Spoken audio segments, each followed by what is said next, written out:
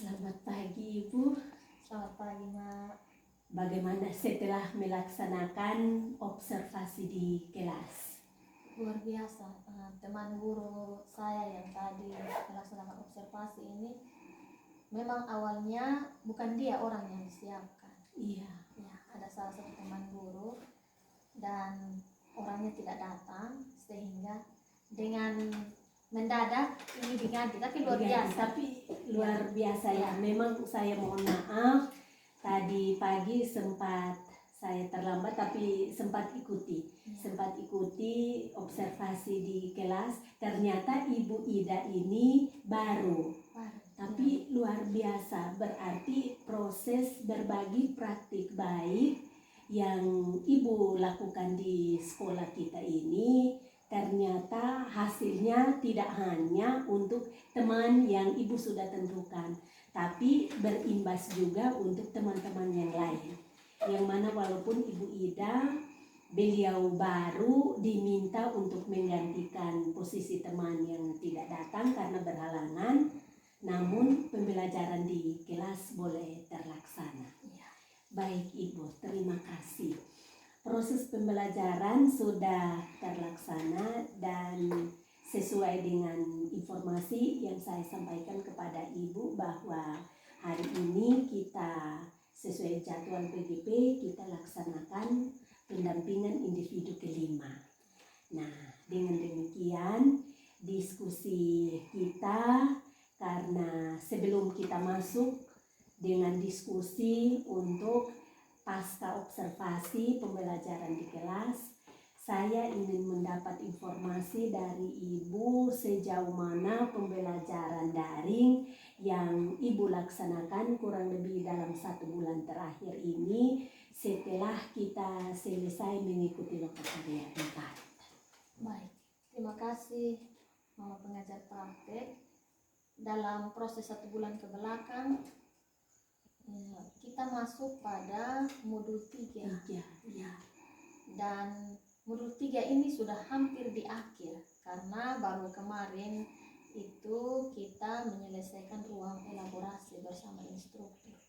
Jadi ini adalah modul terakhir dari 10 modul yang kita pelajari selama ini, dan bagi saya pada modul ketiga ini pembelajarannya lebih menarik lagi.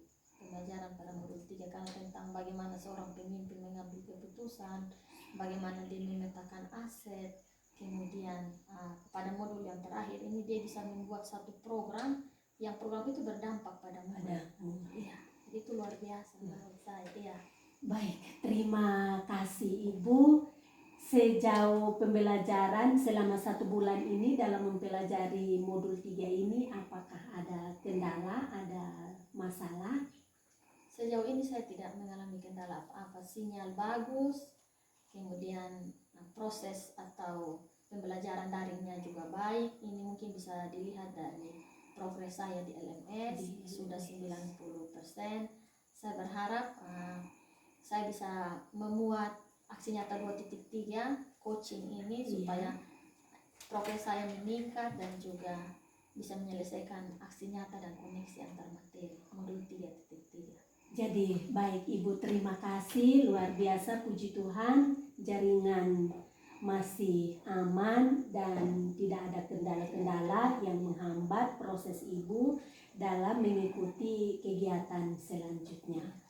Baik Ibu, kita akan melanjutkan diskusi kita. Kebetulan tadi Ibu sempat singgung juga tentang pemetaan aset. Nah, saya ingin mendapat informasi proses seperti apa yang Ibu lakukan dalam mengidentifikasi atau memetakan sumber daya atau potensi yang ada di sekolah kita ini. Ya. Baik, terima kasih. Ketika mempelajari modul 3.1 pemetaan aset ini, kemudian 3.2 sebenarnya. 3.2 saya kemudian merancang apa yang harus saya lakukan untuk mengidentifikasi aset yang ada di sekolah ini. Kemudian saya melihat bahwa sekolah ini memiliki beberapa aset yang bisa dikembangkan. Jadi yang pertama itu tentu sumber daya manusia. Aset manusia itu ada guru yang berkompeten, walaupun tidak semua, tapi ada yang bisa membawa perubahan. Dan saya mungkin salah satu di antara itu. Kemudian yang kedua, bahwa walaupun sekolah ini hanya memiliki 3 ruangan belajar yang disekat menjadi 6 ruang, tapi itu tidak mengganggu proses pembelajaran selama ini, karena semua masih bisa berjalan dengan baik. Itu berarti bahwa aset berupa sarana masih bisa dipakai. Lalu yang ketiga, saya melihat bahwa sekolah ini juga memiliki aset lingkungan. Aset lingkungan, dia punya fasilitas lingkungan yang cukup luas, halaman sekolah yang cukup luas, sejauh 2 hektar lebih. Jadi bagi saya, lingkungan sekolah yang seperti ini, aset lingkungan seperti ini bisa dimanfaatkan untuk menanam tanaman yang berumur pendek tapi bermanfaat, bisa dipergunakan oleh anggota atau warga sekolah, atau juga mungkin bisa kita jual atau lain sebagainya. Itu sempat saya pikir oleh saya dalam pemetaan aset. Ya, yang ketiga, yang berikut itu adalah keempat, ada aset ini membangun relasi dengan pemerintah, baik pemerintah desa. Baru-baru ada perkunjungan dari camat, kami juga sempat berbincang-bincang tentang proses pendidikan yang ada di sini, dan camat menaruh perhatian yang luar biasa, memberikan beberapa solusi. Kalau ada kendala, kita bisa langsung berkomunikasi dengan camat. Dan yang berikut juga, pemerintah desa juga menaruh perhatian dengan meminta dusun untuk hadir di sini membersihkan jalan yang masuk ke sekolah. Lalu juga ada perkunjungan rutin yang diadakan oleh Puskesmas Noibeba, yaitu untuk memantau kesehatan anak-anak didik, entah itu dalam proses untuk memberikan vaksin, ataukah juga memberikan obat cacing, memberikan penyuluhan. Itu berjalan, dan saya pikir itu aset-aset yang bisa sekolah pergunakan untuk mengembangkan sekolah ini jauh lebih baik dari sekarang. Ya, baik Ibu, terima kasih. Ketika dalam Ibu mengidentifikasi aset-aset atau potensi-potensi yang dimiliki sekolah kita di sini, adakah tantangan yang Ibu hadapi atau Ibu alami saat mengidentifikasi aset-aset di sekolah kita ini? Baik Ibu, sejauh ini tidak ada. Sejauh ini segala sesuatu masih berjalan dengan baik. Seperti tadi saya sudah ceritakan bahwa ketika bertemu dengan pihak-pihak tertentu itu terbantu sekali, ada percakapan, ada solusi yang diberikan, sehingga sejauh ini belum ada. Masih Dan berjalan. berharap sampai nanti tidak ada kendala. Ya, luar biasa, tetap semangat Ibu. Baik, bagaimana perasaan Ibu ketika Ibu berhasil mengidentifikasi potensi-potensi atau sumber daya yang ada di sekolah kita ini? Tentunya pertama saya merasa senang karena ada hal yang bisa kita banggakan dari sekolah kita. Sekalipun mungkin dari luar orang melihatnya seperti ini, tapi jika aset itu bisa kita gali, kemudian kita bisa berdayakan, maka akan membawa perubahan positif bagi sekolah ini. Baik Ibu, apa pertimbangan Ibu ketika menentukan yang tadi potensi-potensi atau sumber daya yang ada di sekolah kita ini? Baik, tentu untuk segala sumber daya ini dia tidak bisa sendiri, atau artinya kita harus membangun kolaborasi. Ya, jadi antara sumber daya manusia, lingkungan, relasi sosial itu harus terjalin, sehingga sekolah juga dia bisa berkembang sebagai komunitas yang seutuhnya. Ya, jadi saya pikir semua kita tidak bisa berdiri masing-masing, berjalan sendiri. Baik Ibu, terima kasih. Ketika sudah terlaksananya komunikasi, kolaborasi yang baik dengan lingkungan sekitar, pemerintah, desa maupun kecamatan, mungkinkah menurut Ibu masih ada sumber daya yang ada di sekolah kita ini yang belum Ibu sempat mengidentifikasinya? Sejauh ini mungkin itu hanya 4 sumber daya yang ada yang ada di sekolah ini. Mungkin ke depannya semoga ada lagi sumber daya lain yang bisa saya identifikasi, tapi mungkin yang saya lihat sejauh ini hanya 4 yang ada yang untuk ada sekolah untuk kita. sekolah. Baik, Ibu. Ketika Ibu sudah berhasil mengidentifikasi empat potensi yang ada di lokasi kita ini, apakah proses mengidentifikasi sumber daya di sekolah kita ini mempengaruhi proses pengambilan keputusan? Tentu sangat mempengaruhi, karena saya melihat bahwa mungkin ini faktor budaya. Jadi dalam sebuah pengambilan keputusan itu kepala sekolah harus berdampingan dengan komite, baru keputusan itu bisa kuat. Jadi kalau kepala sekolah sendiri saja, maka orang tua nanti akan lepas tangan atas semua kebijakan atau keputusan yang diambil. Tapi kalau kita menggandeng komite, menggandeng orang tua di dalamnya, relasi sosial kita terbangun secara baik, maka bisa ada keputusan-keputusan yang baik bagi sekolah kita. Baik, Ibu. Dari informasi yang Ibu sampaikan tadi, adakah hal yang perlu dievaluasi atau perlu diperbaiki pada pengambilan keputusan? Sejujurnya setiap keputusan itu pasti ada faktor risikonya. Karena kita sementara berhadapan dengan banyak orang. Tentu setiap keputusan itu seperti kita pelajaran di modul yang lain itu dilema etika. Ya, tentu itu dialami oleh setiap pemimpin pembelajaran, tapi itu juga tidak menghentikan seorang pemimpin untuk bisa mengambil sebuah keputusan.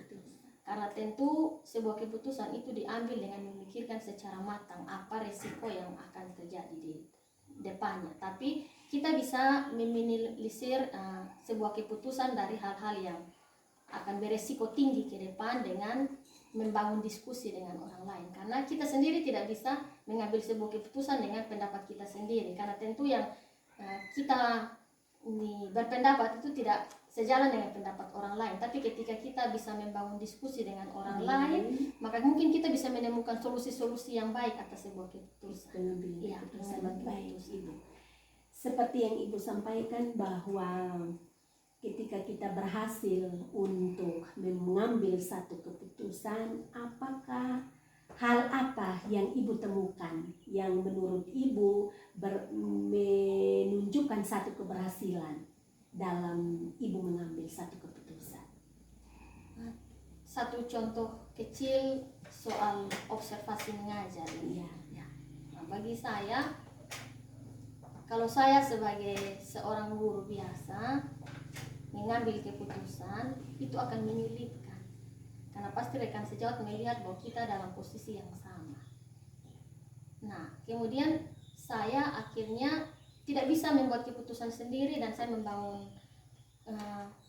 kerjasama dengan mama kepala sekolah, sehingga akhirnya kegiatan ini bisa berjalan dengan baik. Kita bisa mengganti teman yang mengajar itu dengan mendesak, waktu yang mendesak, tapi bisa karena terjadi seperti itu. Jadi dalam posisi sebagai seorang guru biasa, kita membutuhkan pemimpin di sekolah, dalam hal ini kepala sekolah, untuk mengambil sebuah keputusan. Kalau kita dalam proses pembelajaran di kelas, keputusan itu kita yang ambil karena kita hanya berhadapan dengan murid.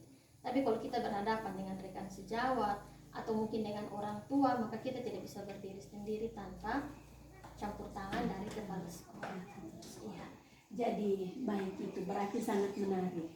Ketika kita sebagai guru pada saat mengambil keputusan, tentunya pasti kita masih berpikir ragu-ragu. Tapi ketika ada pimpinan yang hadir dan turut mengambil bagian, ternyata kita bisa menemukan satu hal yang sangat membantu kita dalam proses pengambilan keputusan. Jadi baik, Ibu, saya ingin mendapat informasi dari Ibu, mungkin pengalaman Ibu ketika sebelum ada dalam program guru penggerak ini, ataukah Ibu sudah ada dalam program guru penggerak ini dalam hal pengambilan keputusan yang mencerningkan dilema etika seperti yang sudah Ibu singgung bagian awal tadi. Apakah ada pengalaman baik itu dari sisi peserta didik ataupun dari rekan sejawat? Terima kasih, ini pertanyaan yang menarik. Pengalaman saya ini ibu pengajar praktek sebelum pendidikan guru penggerak, keputusan itu biasanya saya ambil sepihak karena saya merasa saya guru, saya punya kuasa terhadap anak didik. Saya tidak lagi menanyakan apa pendapat mereka, saya langsung bilang ya kita harus A, B, C, D ya, dan mereka harus menuruti. Tapi ketika kita sudah ada dalam, saya sendiri sudah ada dalam program guru penggerak, kemudian program guru penggerak ini akhirnya merubah mindset saya, cara berpikir saya tentang siapa itu murid. Kemudian saya juga refleksi siapa saya sendiri sebenarnya sebagai seorang guru, dan pada akhirnya saya berpikir bahwa segala sesuatu yang saya ambil sebagai pemimpin pembelajaran itu pusatnya murid.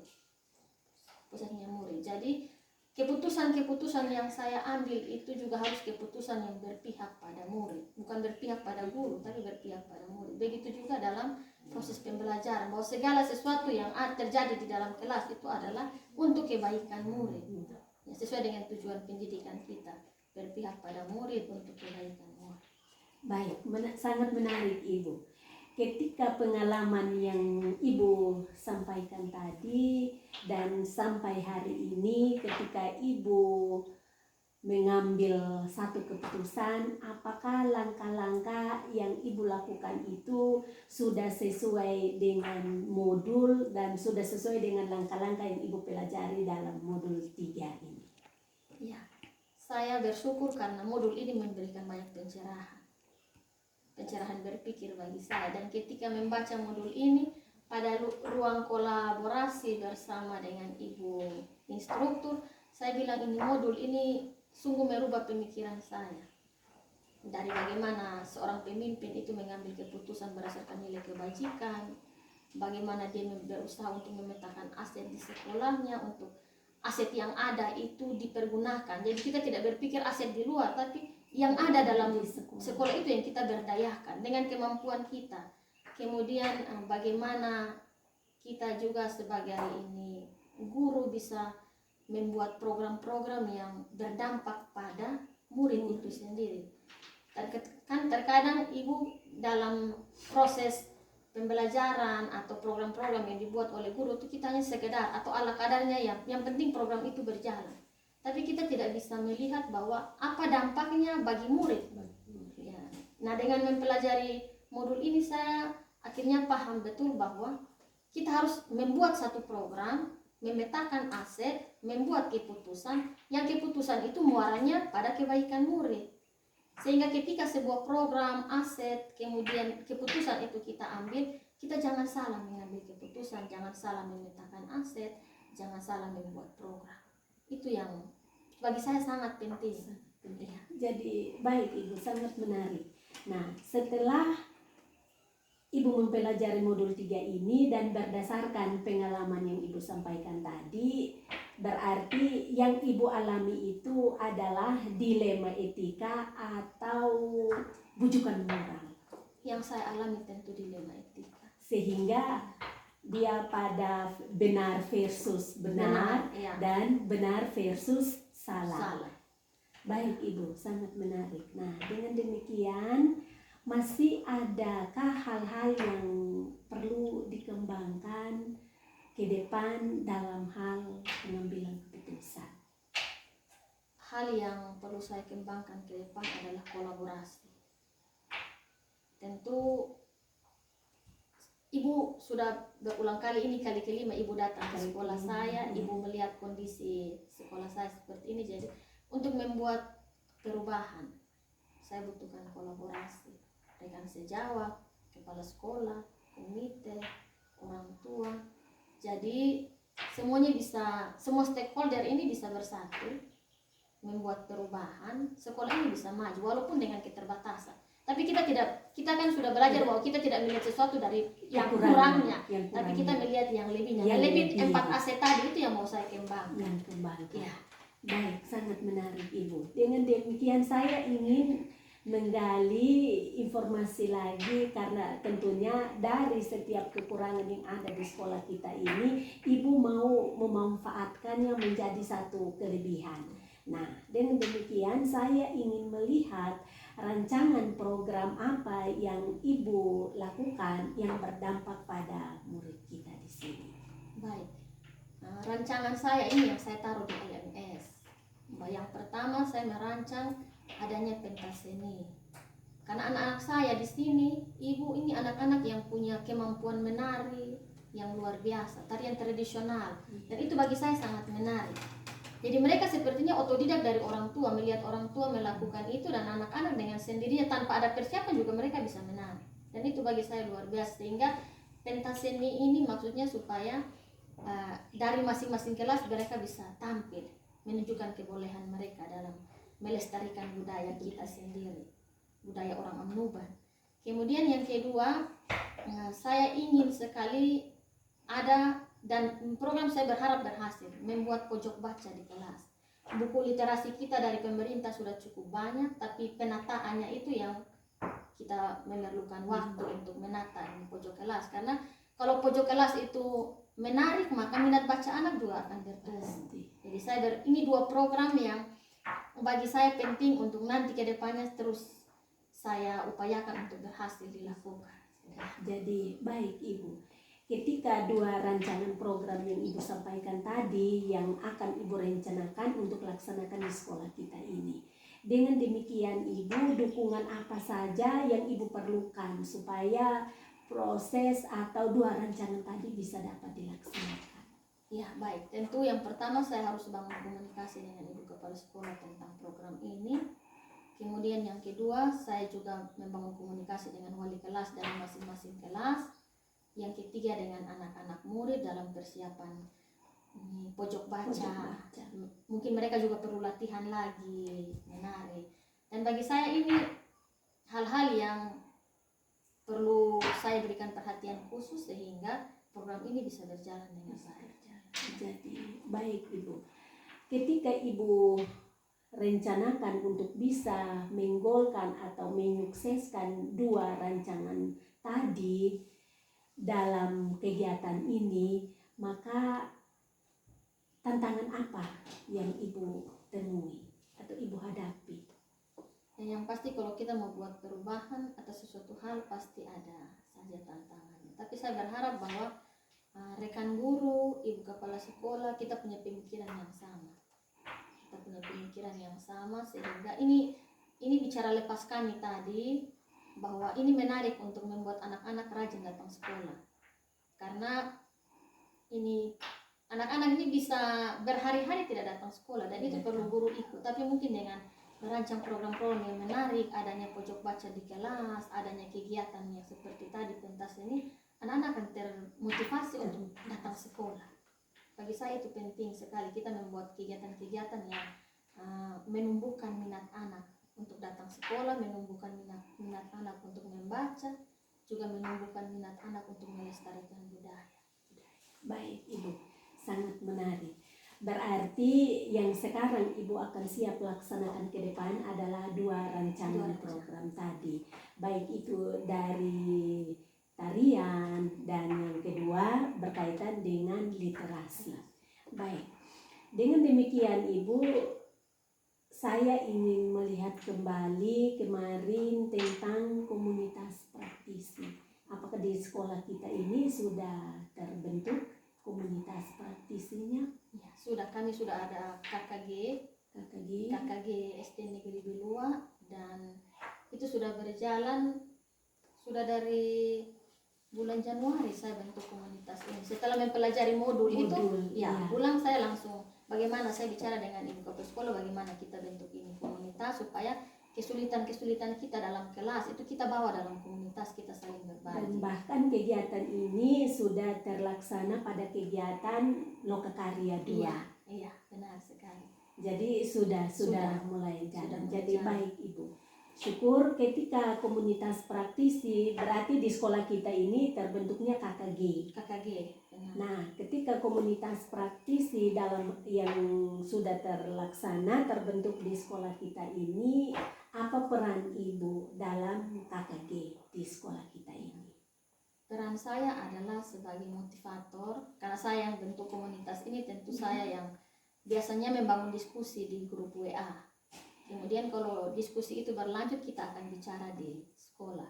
Jadi saya ingin untuk terus berbagi praktik baik, karena ilmu ini tentang yang saya pelajari di guru penggerak itu harus saya bawa ke sini. Kalau saya sendiri yang tahu, maka tidak akan terjadi perubahan apa-apa.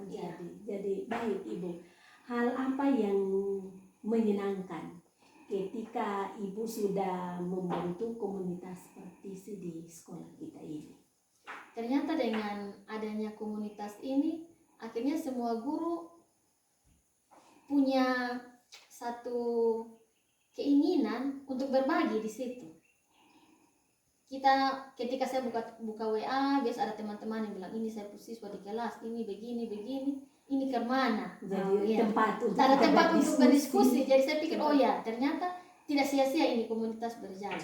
Kalau tidak ada yang menanggapi di grup, biasanya saya menanggapi, atau nanti ketika datang di sekolah saya bilang, coba kita dampingi anak ini, atau kita coba tanya orang tuanya kenapa sampai dia seperti ini. Kemudian karena memang siswa kita cukup sedikit, saya biasa memberikan motivasi kepada teman-teman, ini kita jangan jadi guru di depan kelas, tapi jadi guru di samping anak. Mungkin sejalan dengan pemikiran KHD bahwa semakin sedikit siswa justru semakin baik kita untuk dekat dengan mereka. Jadi ada perubahan luar biasa. Siswa kelas 1 sudah mengalami perubahan, sudah mengenal huruf, sudah bisa baca juga walaupun tidak lancar. Tapi sudah ada perubahan dengan cara yang seperti tadi, duduk di samping untuk sama-sama belajar. Sama-sama belajar. Baik, sangat menarik Ibu. Dengan demikian, apa yang Ibu rencanakan untuk Ibu lakukan setelah program guru penggerak ini selesai? Saya berpikir ini sudah di akhir ini. Maksudnya di akhir modul ini sebenarnya. Ini habis ini kita mungkin sudah tidak lagi di LMS, tapi kita mungkin pada lokakarya. Dan bagi saya, proses pembelajaran ini sepertinya terlalu singkat kalau bagi saya. Karena saya butuh banyak ilmu untuk membawa perubahan pada diri saya, membawa perubahan pada komunitas SD Negeri Bilua. Tapi dengan 10 modul ini, saya berpikir bahwa saya cukup dibekali. Dan tentu fungsi saya di sini adalah bukan duduk diam, tapi selalu berbagi praktik baik. Apa yang saya tahu, saya harus kasih tahu teman-teman untuk kita sama-sama berubah. Ya, karena kondisi sekolah ini Ibu bisa lihat bagaimana kondisinya, tapi saya dengan kehadiran saya pikir ini rencana Tuhan untuk bisa ada di sini membawa perubahan, kita sama-sama berubah, pendidikan di sini berubah. Dan kalau sudah berubah, saya pikir akan banyak siswa datang ke sini, bukan hanya 58 orang, tapi akan menarik banyak orang untuk bersekolah di sini, membawa anak-anaknya bersekolah di sini. Berarti tadi Ibu sampaikan bahwa kurang lebih ketika kita refleksi, kita melihat semua dari awal, pasti Ibu melihat di sana bahwa ternyata waktu 6 bulan ini terlalu singkat, tetapi ternyata pengalaman, sejuta pengalaman yang kita dapat. Dan seperti yang saya sampaikan tadi bahwa program guru penggerak untuk angkatan ke-7 pasti selesai, tetapi untuk komunitas praktisi yang sudah terbentuk di sekolah ini pasti dia akan terus berlanjut, karena seperti yang Ibu sampaikan bahwa tentunya akan saling berbagi praktik baik dengan teman-teman kita di sekolah ini, dan hasilnya nampak lewat anak didik kelas 1 yang tadi Ibu sampaikan. Jadi baik Ibu, ketika komunitas praktisi ini dia akan terus ada, sesungguhnya dukungan apa yang Ibu butuhkan sehingga komunitas praktisi ini dia tetap ada? Tentu yang dukungan pertama dari kepala sekolah, itu dukungan yang saya butuhkan. Karena kalau kepala sekolah dengan membuat keputusan atau kebijakan yang baik bagi komunitas praktisi ini pasti akan terus berlanjut. Jadi kepala sekolah saya berharap menaruh perhatian terhadap komunitas ini. Kemudian yang kedua, rekan-rekan guru, dukungan dari rekan-rekan guru. Dan itu saya sudah dapatkan bahwa kita berbagi di sini. Sekalipun perubahan itu masih tersendat-sendat, belum lancar, tapi setidaknya kita punya pemikiran untuk berubah dulu. Dengan ada pemikiran untuk berubah, maka perubahan itu bisa kita lakukan. Dan bagi saya, dalam komunitas praktisi KKG ini yang melibatkan guru di dalamnya, tapi bukan hanya masalah guru yang kita bicarakan, tapi masalah siswa ada di dalam. Jadi kita berbagi, kita berefleksi, kita melakukan perubahan-perubahan di dalam pembelajaran di kelas, ataupun di mana kita bisa membuat program-program yang baik yang berdampak pada murid, itu bisa kita sama-sama ada dalam komunitas ini. Jadi baik Ibu, terima kasih untuk setiap informasi yang Ibu sampaikan. Jadi Ibu tetap komitmen bahwa program guru penggerak untuk angkatan ke-7 akan selesai, namun komunitas praktisi yang sudah terbentuk di sekolah kita ini berkat dukungan kepala sekolah, teman-teman guru, dan juga lingkungan sekitar, maka komunitas ini dia akan terus berlanjut.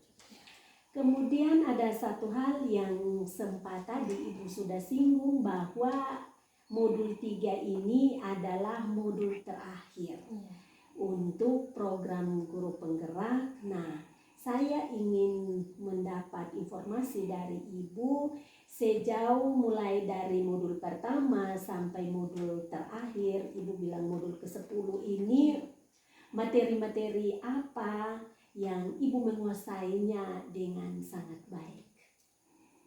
Untuk semua modul saya, karena mungkin saya menaruh perhatian, jadi walaupun tidak secara keseluruhan harus menghafal satu-satu, tapi setidaknya inti dari modul itu saya paham dengan baik, mulai dari modul 1.1 sampai dengan yang terakhir 3.3 ya. Jadi Ibu menguasai, menguasai semua. Baik Ibu, ketika dari 10 modul ini Ibu sudah menguasainya, mungkin ada modul mana yang perlu Ibu, yang belum Ibu kuasai atau perlu Ibu kembangkan lagi? Tentunya modul tentang pembelajaran berdiferensiasi. Itu bagi saya PR saya yang luar biasa. Saya paham, tapi bagaimana menularkannya bagi teman-teman itu yang agak rumit. Jadi bagi saya modul ini menjadi pegangan saya untuk saya bisa baca terus. Mungkin selesai modul ini mungkin bisa belajar dari PMM, pembelajaran dari guru-guru yang ada di sekolah lain di situ, dan saya memperkaya pembelajaran berdiferensiasi di kelas-kelas kami. Dan bagi saya itu modul yang membekali teman-teman guru untuk bisa tampil secara baik di dalam kelas. Baik, terima kasih Ibu, tetap semangat dan sangat luar biasa diskusi kita siang hari ini.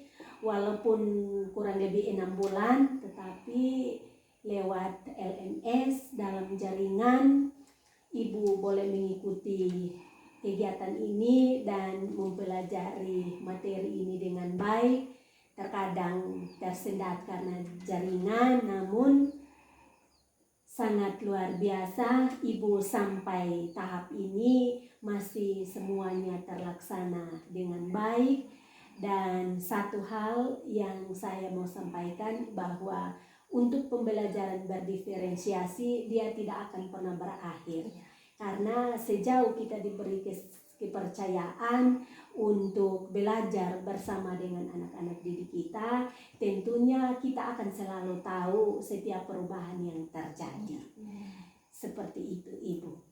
Baik, untuk hal yang terakhir yang saya ingin titipkan pada pendampingan individu kelima ini adalah nanti instrumen atau kuesioner untuk Ibu Kepala Sekolah, 5 teman guru, dan juga 5 anak didik kita. Silahkan Ibu pilih anak-anak didik kita. Ibu mau mengambil dari kelas jenjang kelas 10, kelas 1, 2, 3 mau 4, 5, 6 silahkan Ibu memilih 5 murid. Kuesionernya Ibu silahkan berikan, kemudian silahkan Ibu setelah berikan teman-teman mengisinya, Ibu harus mengumpulkan kembali. Ibu harus segera mengumpulkan kembali dan jangan lupa setelah Ibu kumpulkan, Ibu harus menginput hasil. Oh iya benar. Jangan sampai terjadi seperti waktu PI2, iya, terlambat menginput. Jadi untuk kesempatan ini nanti setelah Ibu kumpulkan, Ibu segera menginputnya ke LMS biar hasilnya bisa terbaca sehingga tidak mempengaruhi proses penilaian selanjutnya. Kemudian hal yang kedua adalah Ibu menyiapkan jadwal untuk diskusi pemetaan aset di sekolah kita ini bersama Ibu Kepala Sekolah, teman-teman, dan juga para pendukung pendidikan di sekolah kita ini, mungkin dari desa. Seperti itu nanti tinggal Ibu tentukan jadwalnya untuk bisa laksanakan diskusi pemetaan aset. Nah, dengan demikian ketika jadwalnya Ibu sudah tentukan, saya harapkan kegiatannya dijadwalkan sebelum PI 6. Oh iya. Sebelum PI 6 jadwalnya sudah Ibu bisa tentukan, kegiatannya bisa dilaksanakan setelah lokal 5. Setelah lokal 5 dan Ibu harus targetkan kegiatannya sebelum PI 6. Nah, kegiatan ini sudah bisa dilaksanakan karena dokumen-dokumen itu sangat membantu untuk memperlancar diskusi kita pada pendampingan individu ke-6 nanti. Dan jangan lupa jadwal sudah ada, Ibu harus siapkan notulen.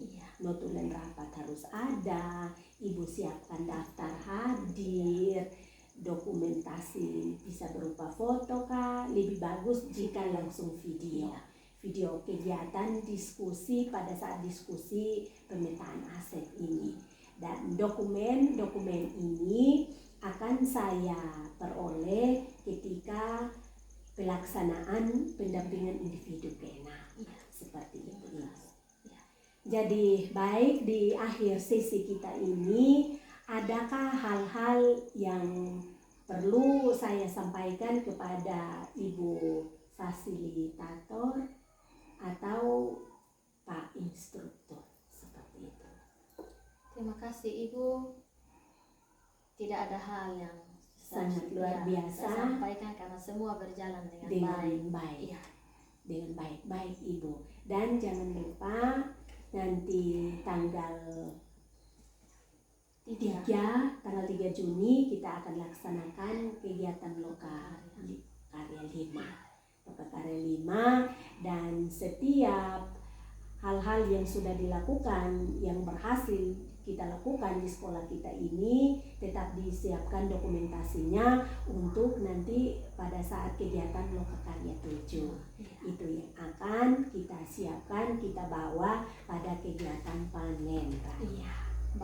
Baik, demikian Ibu, terima kasih untuk diskusi kita siang hari ini. Terima kasih juga. Ibu tetap sehat, tetap semangat, dan kita bertemu tanggal 3 nanti. Terima kasih. Selamat siang. Selamat siang.